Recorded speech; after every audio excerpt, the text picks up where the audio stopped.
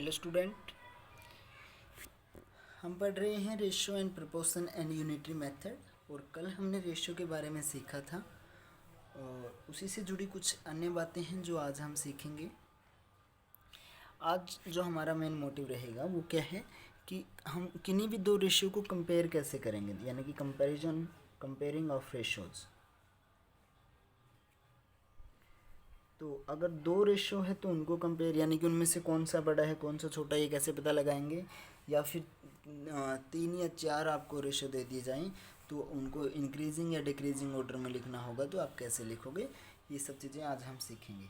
सबसे पहले बात करते हैं जिस केस में आपको दो रेशियो दिए गए हैं, जैसे कि 2:3 एंड कोई और रेशियो दे दिया जाए 4:5 और बोल दिया जाए कि पता करो इनमें से कौन सा रेशियो बड़ा है। तो सबसे पहले क्या करो, आप फ्रैक्शन की फॉर्म में इनको लिखें। 2:3 को हम क्या लिखेंगे, 2/3 एंड 4/5। अब फ्रैक्शन को कैसे कंपेयर किया था हमने, ये हमने फ्रैक्शन वाले चैप्टर में सीखा था, यानी कि क्या करनी है, क्रॉस मल्टीप्लाई। तो क्रॉस मल्टीप्लाई जब हम करेंगे तो आप देख पा रहे हो 2 × 5, 2 की मल्टीप्लाई 5 के साथ होगी, 3 की 4 के साथ। 2 × 5 कितना आ गया, इज इक्वल टू 10 एंड 3 × 4 कितना मिला आपको, 12। सो 10 क्या है, छोटा है किससे, 12 से। अब 10 में जिसका क्या था, न्यूमरेटर किसका था, 2/3 वाले का, तो इसलिए क्या हो गया, 2/3 छोटी हो गई 4/5 से फ्रैक्शन, और 2/3 को हम क्या लिख सकते हैं, रेशियो के रूप में। 2:3 छोटा हो गया किससे, 4:5 से। क्लियर।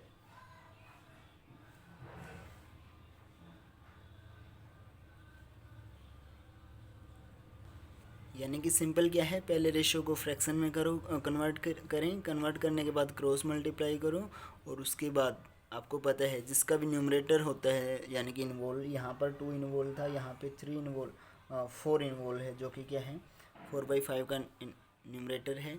तो जैसे मल्टीप्लाई करने के बाद जो भी बड़ा आया है, अब 12 बड़ा आ गया, 12 में न्यूमरेटर किसका था, 4/5 का, तो न्यूमरेटर वाले को कंसिडर करते हैं। तो 4/5 का न्यूमरेटर था, तो यानी कि वो वाली फ्रैक्शन क्या होगी, बड़ी हो गई किससे, 2/3 से। ठीक है, और इसलिए 2:3 छोटा हो गया किससे, 4:5 से। फिर हम बात करते हैं अगले केस की, जहाँ पर आपको कि 2 या 2 से ज़्यादा आपको रेशो, 3 या 3 से ज़्यादा आपको रेशो दिए गए हों, और वहाँ पर आपको देखना है कि उनको लिस्ट टू ग्रेटेस्ट लिखना है। उससे पहले अगर मैं बात करूँ, एक क्वेश्चन आपका इस टाइप से है कि 3:2 रेशो 2:2 और दूसरा है 3:2। तो इसको सोल्व कर लो पहले, इसी टाइप का क्वेश्चन है ये, सिंपल कि 3:2 कितना हो गया, 9:2 कितना हो गया, 4। एंड यहाँ पर क्या है, 3:2। तो अब इनको दोबारा से इसी तरीके से सोल्व कर दो, तो आपको मतलब फ्रैक्शन में कन्वर्ट करके फिर पता चल जाएगा which one is the greatest. फिर बात आती है कि अब जैसे मैं बोल रहा था कि आपको अगर 3 रेशो दे दिए जाएं, जैसे कि आपका क्वेश्चन नंबर 5 है, वहाँ पर क्या दिया गया है, पहला रेशो है -4, नहीं 4/9, फिर है 5/8, और उसके बाद है 3:7। 4:9, 5:8, 3:7। इसको हमें लिस्ट टू ग्रेटेस्ट लिखना है। तो लिस्ट टू ग्रेटेस्ट का मतलब क्या हुआ, लिस्ट यानी कि सबसे छोटा, ग्रेटेस्ट यानी कि सबसे बड़ा। पहले सबसे छोटा, फिर उससे बड़ा, फिर उससे बड़ा। कहने का मतलब कौन सा हो गया, असेंडिंग ऑर्डर में हमें इसको लिखना है। तो कैसे लिखेंगे, अब पहले उनको फ्रैक्शन की कन्वर्ट इनटू फ्रैक्शन कीजिए। फ्रैक्शन में कन्वर्ट करने के बाद अब जैसे कि पहली फ्रैक्शन क्या हो गई, 4/9, नेक्स्ट क्या हो गई, 5/8, और 3/7 के लिए क्या हो जाएगी, 3:7। ठीक है, अब आपको क्या, अब देखो तीन फ्रैक्शन है तो इनको कन्वर्ट हम कैसे लिखते हैं असेंडिंग या डिसेंडिंग ऑर्डर में। पहले हमें क्या करना पड़ेगा, इनका लाइक फ्रैक्शन सभी को बनाना पड़ेगा। लाइक फ्रैक्शन कैसे बनेगी, इनके जो न्यूमरेटर डेनोमिनेटर है उनका क्या लेना पड़ेगा आपको, एलसीएम। सो 9, 8 और 7 का जो एलसीएम है 504, तो एलसीएम इनका कितना हो गया 504।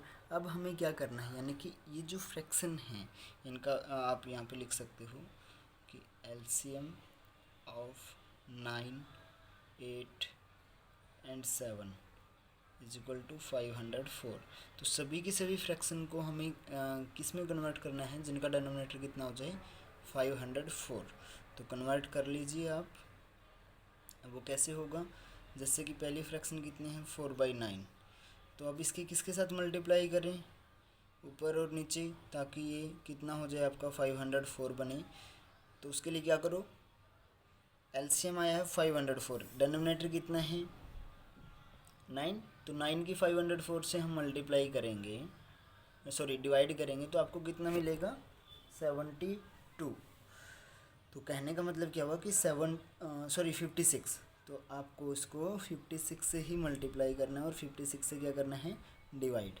तो ऊपर आपका आ जाएगा यहाँ पर 224 और यहाँ पे कितना आ जाएगा 504। उसी तरीके से बाकी फ्रैक्शन को बना लो। नेक्स्ट क्या थी 5/8, इसकी भी मल्टीप्लाई अब इसकी मल्टीप्लाई किसके साथ करेंगे, डिनोमिनेटर 8 है, 8 से इसको डिवाइड कर दो 504 को, तो 72 आएगा, तो 72 से ही मल्टीप्लाई 72 से डिवाइड।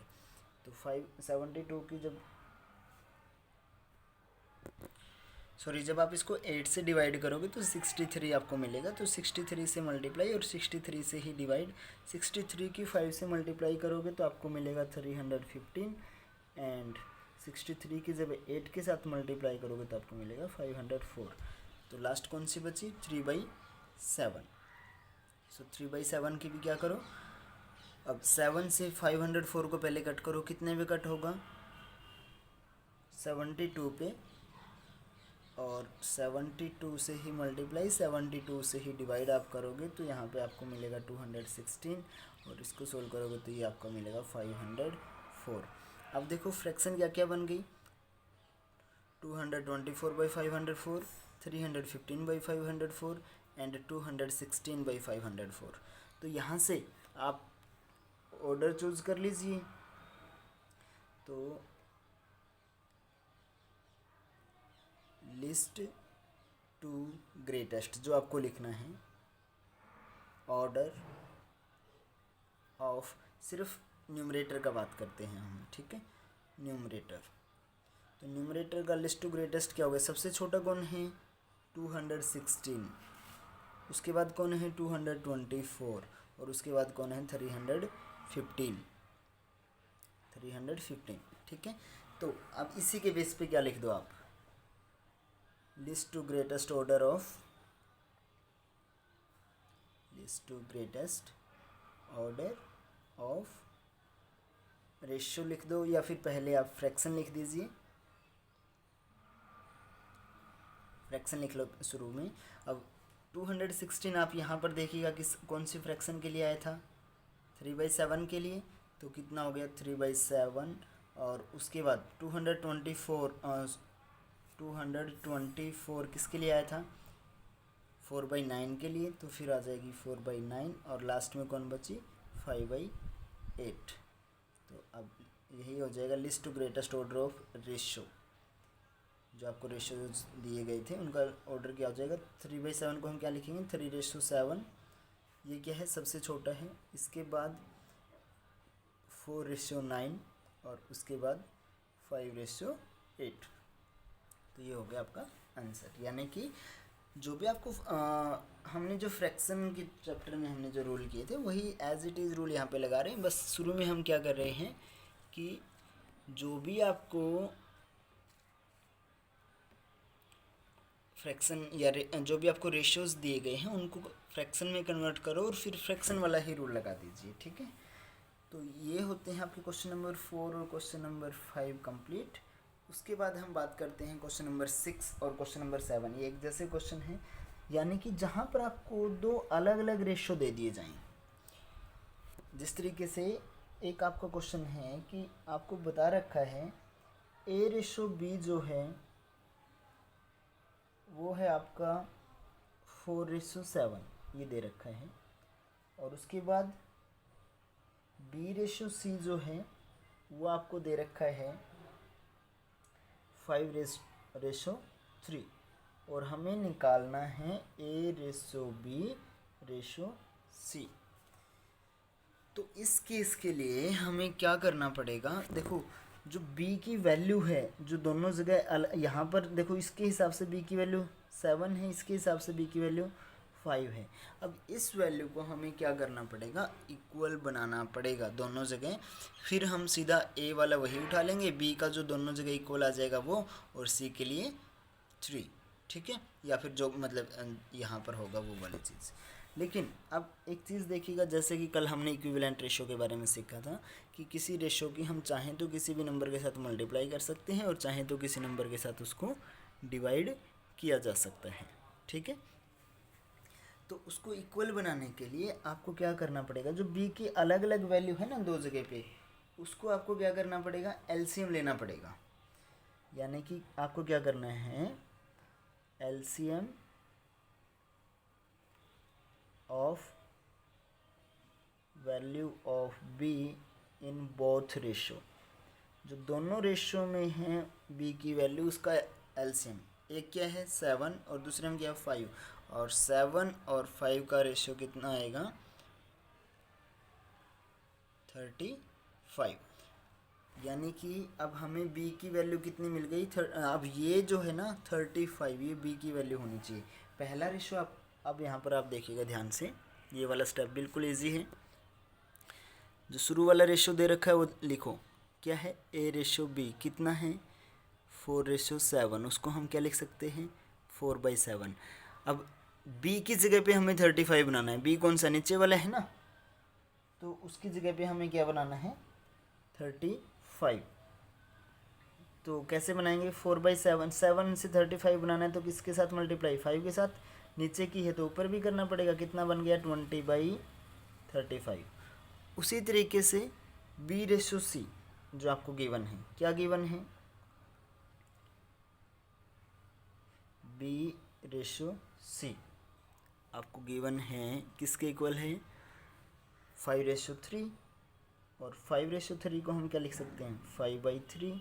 लेकिन अब की बार b कहाँ पर है शुरू में, यानी कि पहले वाली वैल्यू किसकी है b की। अब उसको हमें b वाली वैल्यू को कितना बनाना है 35, जो उनका एलसीएम आया था। तो 5 से 35 बनाना है तो किससे मल्टीप्लाई करेंगे 7 से, यानी कि 35 से 5 को डिवाइड कर दो, जो नंबर आएगा उसी से मल्टीप्लाई करेंगे, ऊपर भी और नीचे भी। तो ऊपर 35 और नीचे 21, ठीक है। तो अब इसके बाद बहुत सिंपल है,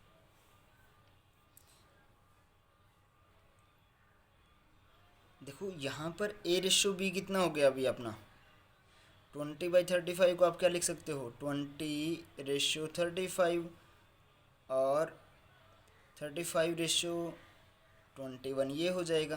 तो यानी कि A की वैल्यू क्या हो गई, शुरू वाला रेशो क्या था A/B था 20, B की वैल्यू 35, यहाँ पर B की वैल्यू 35 बिल्कुल सेम है और C की वैल्यू 21। तो यानी कि B की अगर दोनों जगह सेम है तो A की वैल्यू ये हो जाएगी और C की वैल्यू वो वाली जहाँ पर सेम आ चुका है। तो A/B/C कितना आ जाएगा, A की वैल्यू कितनी हो जाएगी 20, B की वैल्यू 35 और C की वैल्यू 21। ये आपका क्या आ गया आंसर, ठीक है। तो इस तरीके से आपको क्वेश्चन नंबर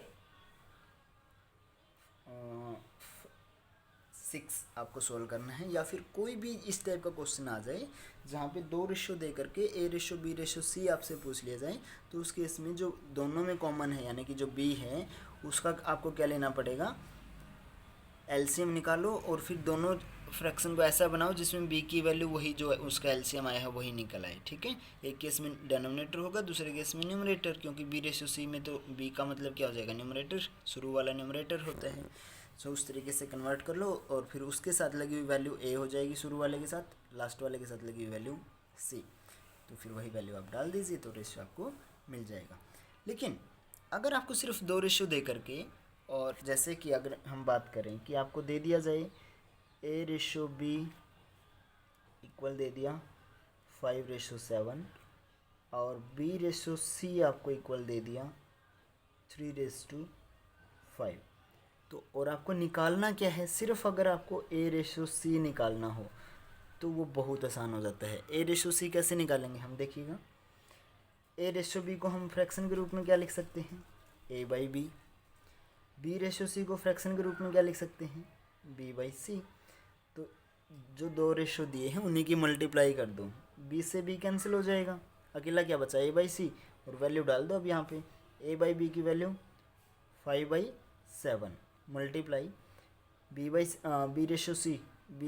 की वैल्यू 3/5।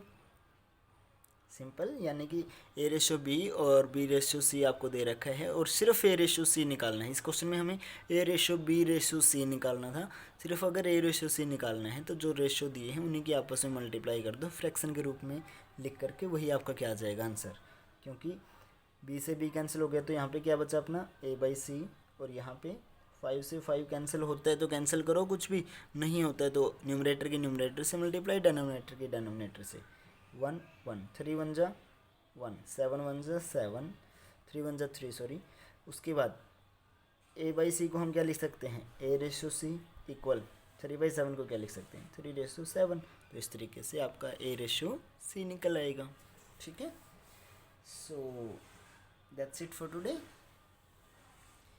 बाकी हम कल करते हैं, यानी कि आज हमने क्या क्या सीखा, कंपैरिजन रेशो की कैसे कंपेयर किया जाता है, 2 रेशो दिए हैं उनको कैसे कंपेयर करना है, या 3 रेशो दिए हैं, 3 या 3 से ज़्यादा दिए हैं तो उनको लिस्ट टू ग्रेटेस्ट है तो पहले छोटा फिर उससे बड़ा फिर उससे बड़ा, वो कैसे करेंगे।